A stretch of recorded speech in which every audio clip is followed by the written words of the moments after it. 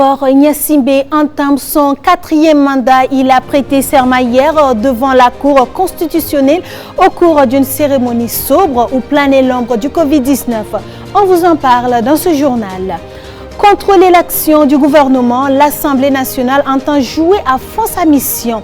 Les dépenses des fonds Covid-19 seront suivies de très près par les élus. Une mission d'information parlementaire a été installée ce matin pour ouvrir l'œil et le bon sur la gestion de la pandémie du nouveau coronavirus. Les détails dans un instant. Malgré la chute du prix de l'or noir, l'Algérie exclut tout recours au FMI. Contracter des prêts auprès des institutions de Bretton Woods, c'est comme renoncer à une partie de sa souveraineté aux yeux du président Tebboune. Le président algérien préfère donc emprunter auprès de ses citoyens. On vous en parle dans quelques instants. Voilà pour les titres du 20h de LCA. Bonsoir et merci de nous suivre.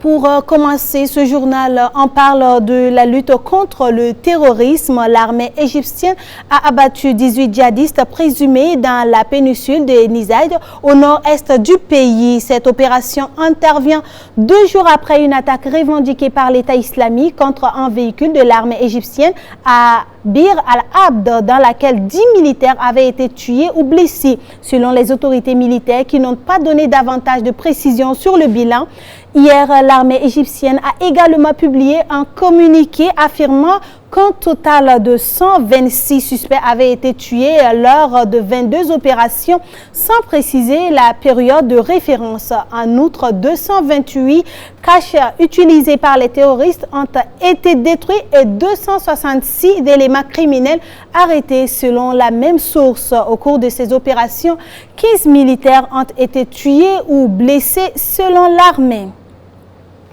Ouvrons à présent l'actualité Covid-19 avec cette nouvelle qui endeuille le Niger. La disparition du ministre de l'Emploi et du Travail, Mohamed Ben Omar, est décédé hier à l'âge de 55 ans à Niamey après avoir été hospitalisé. La Covid-19 a eu raison de lui qui adressait justement un message à la nation sur la Covid-19 il n'y a pas si longtemps. Je vous propose de suivre un extrait de ce message qui reste une exhortation d'outre-tombe à faire barrière à la maladie. Le message à tous les agents de la fonction publique et même au-delà à tous les travailleurs de notre pays, c'est de rester serein. Le Covid-19 est une réalité, ce n'est pas une vue de l'esprit.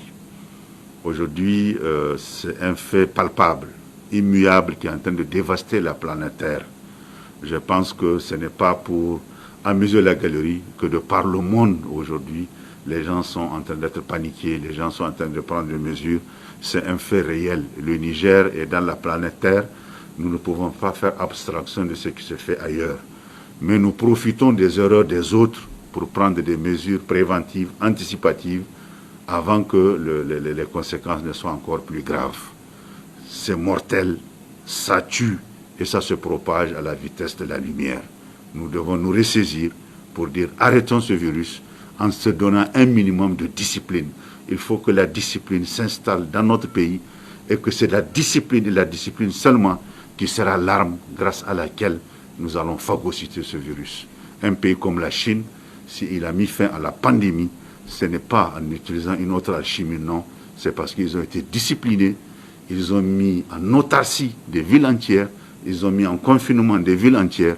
Et aujourd'hui, ils sont en train de célébrer la fin de la pandémie. Donc, nous ne pourrons pas faire exception à cela. Nous sommes obligés d'être disciplinés. Nous sommes obligés d'appliquer ce qui se dit, ce que nos dirigeants nous disent. Nous sommes un pays moderne, avec des structures, avec des hommes doués de raison. Je pense que évitons un certain nombre de comportements qui ne sont pas dits. La lutte contre la pandémie mobilise un courant de générosité extraordinaire. Des philanthropes, des bons samaritains, des petits comme des grands font des dons aux États et aux populations, surtout les plus démunies. Mais comment est-ce que la pandémie est-elle prise en charge? Au Burkina Faso, le président de l'Assemblée nationale veut ouvrir l'œil pour s'assurer que la pandémie est bien prise en charge avec des dispositifs pertinents et efficaces. Une mission d'information parlementaire a été mise en place. Ses membres ont pour mission de s'enquérir du dispositif de gestion de la maladie à coronavirus et en 15 jours pour faire leur preuve aux yeux des Burkinabés, comme nous l'expliquent Oumou Konaté et Constantin Sieda dans ce reportage. Au nombre de 10, ils ont désormais la lourde tâche de rechercher les informations fiables et nécessaires qui portent sur la gestion technique de la pandémie par le Comité national de gestion du coronavirus, mais aussi par le ministère de la Santé. Il s'agit des membres de la mission d'information parlementaire sur la pandémie de la maladie à coronavirus au Burkina Faso. Tout ce qui concerne la gestion de cette pandémie, la mission d'information a en tout cas la latitude d'aller chercher à comprendre, d'aller chercher à savoir, en tenant compte naturellement des textes réglementaires de notre pays, parce que nous sommes des députés, c'est nous qui votons la loi, et donc on ne peut pas voter une loi et la violer. Et donc c'est dire que ce qui concerne, parce qu'ils vont auditionner plusieurs personnes, ceux de la santé, ceux qui ne sont pas de la santé, ceux qui ont des informations, ceux qui sont du ministère, ceux qui ne sont pas du ministère. Comme on le dit, en tout cas, il leur reviendra de fouiller et de bêcher partout où la main ne passe et repasse. Et comme le prévoit le règlement de l'Assemblée nationale, les membres de la mission ne disposent que de 15 jours pour déposer leur rapport au président de l'Assemblée nationale. 15 jours, il n'y a pas de jour férié. Samedi, dimanche, jour férié. Cette mission va travailler d'arrache-pied afin que nous puissions avoir les résultats dans les 15 jours. Ça, c'est la mission qui leur a assignée. Maintenant, au vu du travail sur le terrain, s'il s'avère qu'il y a des zones d'ombre où la commission n'a pas pu, en tout cas, faire son travail, nous avons également la latitude pour une clarté, pour une transparence. Pour avoir beaucoup plus d'informations, on a la latitude de leur donner quelques jours en plus. Je dis bien quelques jours, mais tout ce qui est sûr, nous n'allons pas doubler. De façon spécifique, la mission est chargée d'informer avec rigueur et haute responsabilité l'Assemblée nationale sur, entre autres, les soins administrés aux malades déclarés, les cas de décès liés au Covid-19, la gestion des fonds alloués à la lutte contre le coronavirus, les motivations du personnel de santé déployé dans le cadre de la lutte contre le Covid-19. Venons-en à présent à cette décision de l'Algérie qui a exclu de contracter des prêts auprès du Fonds monétaire international et des organismes financiers internationaux, et ce en dépit de la crise financière qui menace le pays en raison de l'affaiblissement des cours du pétrole. L'endettement porte atteinte à la souveraineté nationale, estime le président algérien Abdelmadjid Tebboune. Il a assuré préférer emprunter auprès des citoyens et hier déjà le gouvernement algérien a décidé de réduire de moitié le budget de fonctionnement de l'État face à la grave crise financière qui menace le pays. L'Algérie est très dépendante de la rente pétrolière qui représente plus de 90% de ses recettes extérieures et ses réserves de change se sont réduites comme peau de chagrin, passant de 162,4 milliards d'euros en 2014 à près de 57 milliards d'euros fin 2019. Sachez également que Faure Gnassingbé entame son 4e mandat à la présidence togolaise. Il a prêté serment hier devant la Cour constitutionnelle. Ce nouveau mandat, Faure Gnassingbé l'entame sur fond de crise sanitaire liée à la pandémie du Covid-19. Pour ce nouvel exercice, l'homme fort de Lomé entend préserver et assurer la paix et la sécurité.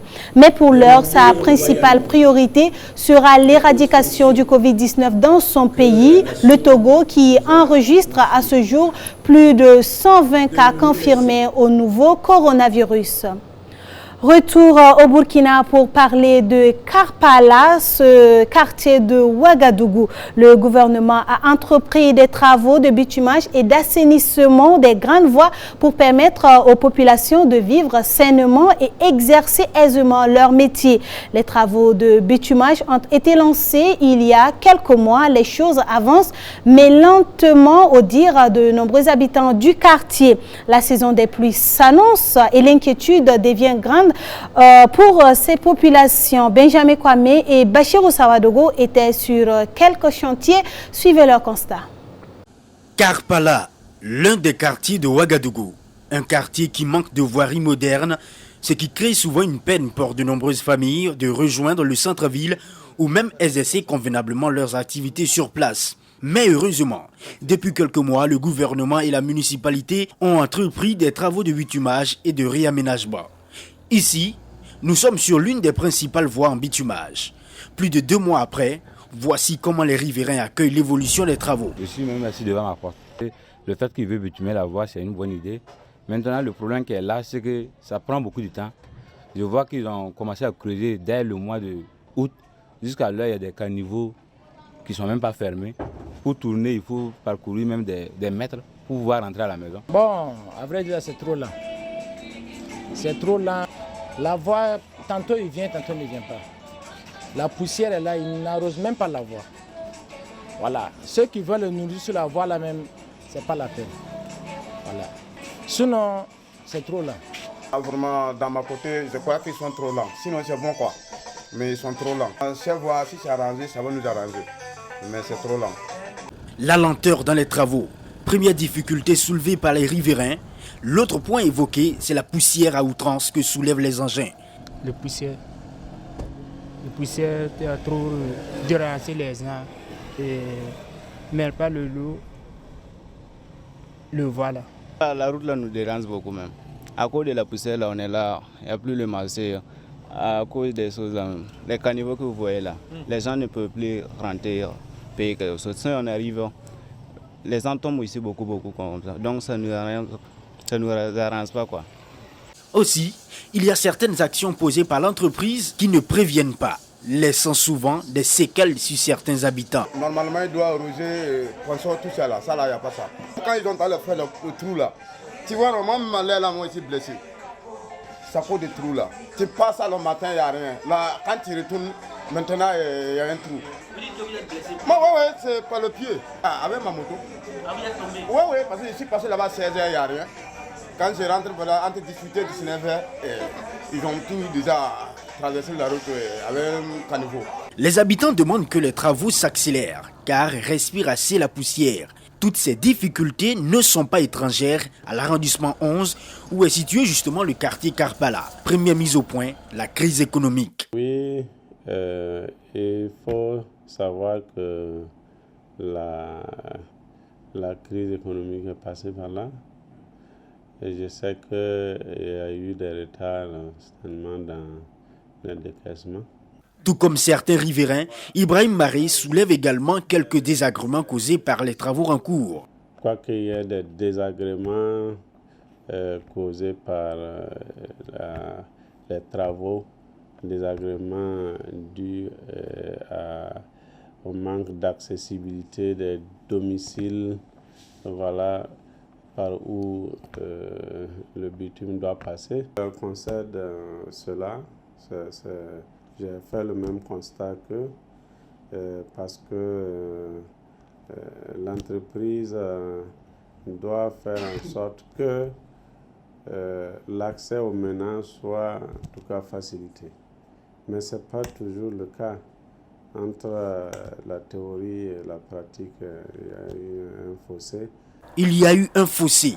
Et l'autre gros fossé que craignent pour l'heure les habitants de Karpala, c'est la saison des pluies qui s'annonce à grands pas. Le maire dit être au courant et place sa foi aux entreprises en charge des travaux que des dispositions sont prises pour éviter des inondations. D'abord, en tant que professionnel des aménagements routiers, je me dis que l'entreprise a intégré ça dans sa démarche, puisque, voyez-vous, la saison est inclue, en tout cas dans le délai, et donc, en tant que professionnel, il doit prendre les dispositions pour éviter que les ménages ne soient inondés. C'est d'ailleurs la raison pour laquelle les caniveaux sont déjà faits pour drainer les eaux, ajoute-t-il.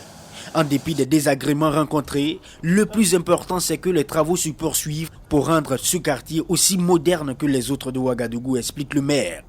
C'est pourquoi d'ailleurs, indulgence et compréhension est demandée à tous les riverains. Pour faire des omelettes, il faut forcément casser les œufs.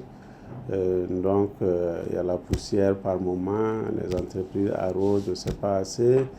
Il y a l'enclavement des ménages. Quand on a amené à faire des tranchées devant les portes, pour passer, ce n'est pas simple. Mais sachant que c'est temporaire, on se dit que l'enjeu en vaut la chandelle. Donc, on demande la compréhension et la tolérance de la population. Retenez-le aussi pour la fin des travaux concernant les grandes voies comme l'axe de contournement jusqu'à l'arrondissement 10. La fin des travaux est prévue pour juillet 2020. Et pour finir, au Cameroun, les principaux journaux de la presse écrite n'ont pas paru ce lundi. Cela fait suite à un appel lancé par le réseau des patrons de presse du Cameroun, REPAC, au lendemain de la Journée internationale de la liberté de la presse. Dans leur communiqué, les éditeurs des publications privées demandent une refonte du système d'aide de l'État et de la fiscalité pour leurs journaux, en rappelant notamment leur rôle important face au Covid-19. Ils veulent, à travers cette action, mettre le curseur sur les réalités que vit la presse camerounaise. Même sans espoir, la lutte est encore un espoir, disait Noam Chomsky. Voilà qui met fin à cette édition de 20h de LCA. Merci de l'avoir suivi. Je vous retrouve demain à la même heure. Bonsoir.